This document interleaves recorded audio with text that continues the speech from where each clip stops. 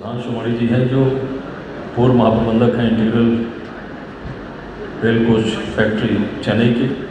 और जैसा कि शुरू में बताया कि भारत में वंदे भारत जो ट्रेन का शुभारंभ हुआ, तो आपका बहुत बड़ा इनिशिएटिव रहा और आप भी उसके कह सकते हैं कि उसकी योजना के भीतर एक प्रमुख भूमिका का निर्वहन करते रहे। आपको मंच पे हम लोग बुलाते हैं आज के अध्यक्षीय उद्बोधन के लिए। आप हमारे मुख्य अतिथि हैं, एक बार तालियों से आपका स्वागत करें।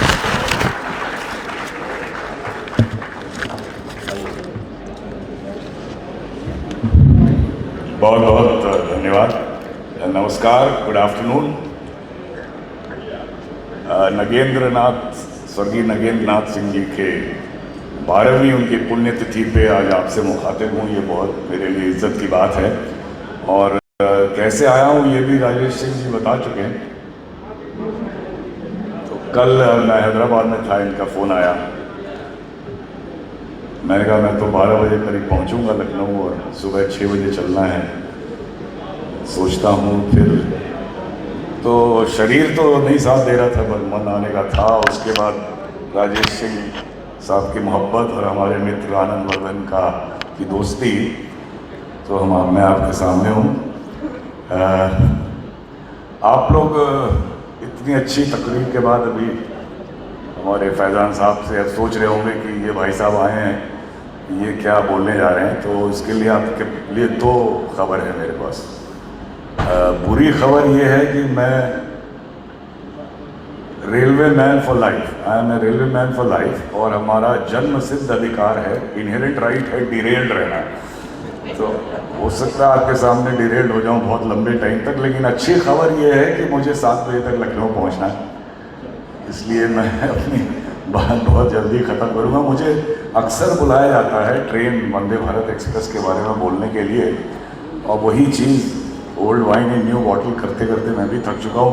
तो जब अब मौका मिलता है तो मैं कोशिश करता हूँ कि किसी और विषय पे बात करूँ, जैसे गालिब और शेक्सपियर। तो लोग मुझे कहते हैं कि आप तो कोई नहीं जानता, गालिब शेक्सपियर में आप क्या जानते हैं क्या नहीं, लेकिन ट्रेन के बारे में थोड़ा बहुत जानते हैं, ट्रेन पर ही बात करिए। तो अब आज मुझे तो मैंने फिर ये अपना ये सिस्टम बना लिया है कि सब्जेक्ट जो भी हो उसको घुमा फिरा के वंदे भारत एक्सप्रेस से जोड़ना चाहिए। तो आज बात जो है, जैसा आप जानते हैं भारतीय संविधान में विभिन्नता, तो अब इतना लंबा सब्जेक्ट से जोड़ना तो मुश्किल है, मैंने विभिन्नता उठा लिया है वहाँ से।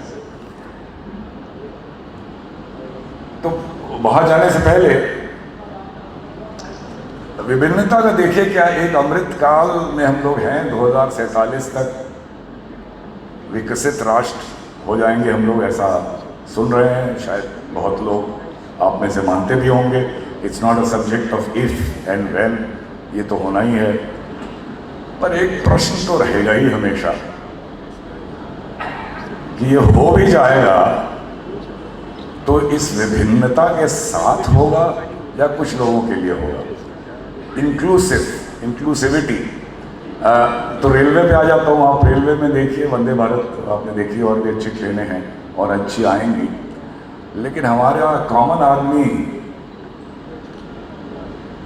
कम पैसे का टिकट लेता है, ज़रूर है, लेकिन उसको कैसे भारतीय रेलवे एक जगह से दूसरी जगह ले जाती है, ये आपके सामने है। इसमें मुझे कुछ भी छिपाने का नहीं है। तो क्या एक विकसित देश में इस तरह, अगर हम कह सकें कैटल की तरह भी लोग चलेंगे तो उसको विकसित माना जाएगा। 2-3 बात और, चुकी अब पहले तो थोड़ा सा ट्रेन के बारे में बता दूं, फिर इस पे आ जाऊंगा कि ये कहाँ गई। ट्रेन की मेरी जो स्टोरी थी वंदे भारत की, वो पूरी स्टोरी क्या सुनाना है, मैं कोशिश करता हूँ कि 3-4 अशार में पूरा कर लूँ। एक तो देखिए, कुछ भी करने से पहले if you want to reach tranquillity, अगर आप पीस अटेन करना चाहते हैं तो पहले ज़रूरी है कि आपकी कुछ रेस्टलेसनेस हो, आपका कुछ एजिटेशन हो। आपके शहर के बड़े शायर हुए फिर आप, उन्होंने कहा है, शजर हजर का जमूद हस्ती पयाम इबरत है गाफिलों को। This life of this stone and trees, stillness of their life may be a message for the ignorant. शजर हजर का जमोद हस्ती पयाम इबरत है गाफिलों को, जिसे तलाशे सुकून नहीं है भला वो क्या बेकरार होगा। तो वो एक रेस्टलेसनेस थी। आगे हम एक बहुत ही फ्यूडल ऑर्गेनाइजेशन है रेल, आज़ादी बहुत दिन हो गई, सामंतवादी ढंग से ही चलती है सरकार। सरकार का तो ज़्यादा मुझे नहीं पता, भारतीय रेलवे तो वही है। और सुधार हो रहा है या धीरे धीरे हो रहा है या बहुत धीरे हो रहा है, कम से कम मेरे रिटायर होने तक तो शायद बहुत ही धीरे हुआ। तो इसलिए ऐसे माहौल में कुछ भी करना बहुत आसान है, मुश्किल नहीं, आसान है। क्यों? आपको करना क्या है? आपको सिर्फ अपनी ईगो गिरानी है और एम्पैथी बढ़ानी है, बड़ा सिंपल है। जिगर मुरादाबादी साहब कह गए, एक लफ्ज़ से मोहब्बत का अदना ये फसाना है, एक लफ्ज़ से मोहब्बत का अदना ये फसाना है, सिमटे तो दिल आशिक और फैले तो ज़माना है। तो आप लोगों को शायद अच्छा लग रहा है तो दो और अशार सुना दो, कहानी पूरी हो जाएगी। अब हम लोग क्या, चीज़ें काम नहीं करती, ट्रेनें गंदी रहती हैं, ख़राब हैं, मैं ट्रेन पे ही आ जाता हूँ बार बार, तो हम लोग उसी के बारे में सोचते रहते हैं। We are so much consumed by things that don't work. There is a big circle of concern, तमाम कंसर्न है, पर एक छोटी सी डॉट है सर्कल ऑफ इन्फ्लुएंस।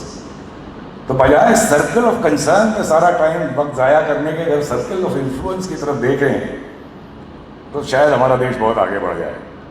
फराज साहब ने कहा है, शिकवाए जुल्मत शब्द से कहीं बेहतर था, शिकवाए जुल्मत शब्द से कहीं बेहतर था, शिकवा कंप्लेन जुल्मत डार्कनेस शब इवनिंग, कि अपने हिस्से की एक क्षमा जलाते जाते हैं।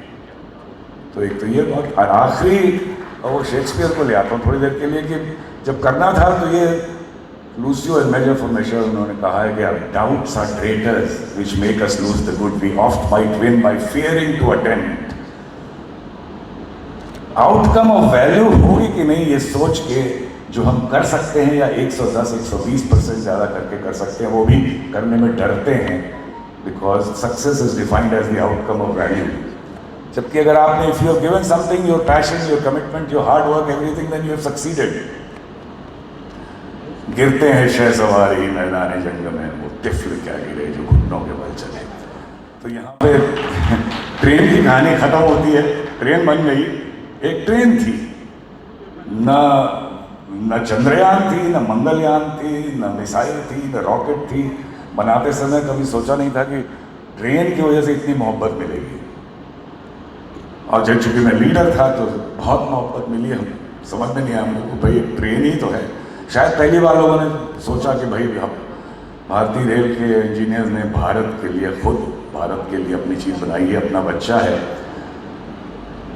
बनने के बाद खबर पीएमओ तक पहुंची, उन्होंने बहुत अच्छा नाम दिया इसको, ट्रेन 18 हम लोगों ने नाम दिया था, वंदे भारत एक्सप्रेस, बहुत अच्छा इट रिप्रेजेंट्स। उसके बाद नेगेटिविटी आई, बहरहाल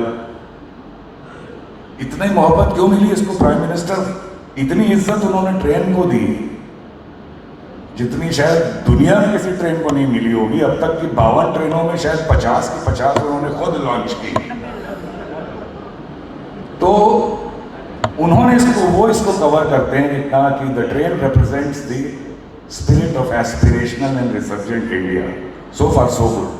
हुआ क्या? एक ट्रेन लोगों, ये एक सर्टन तबके के लिए बनाई गई थी जो अफोर्ड कर सकता है, पे कर सकता है, रेलवे से पैसे कमा सकती है, जरूर करिए, लेकिन क्या जिसकी पहले मैंने बात की उसको भूल जाएंगे?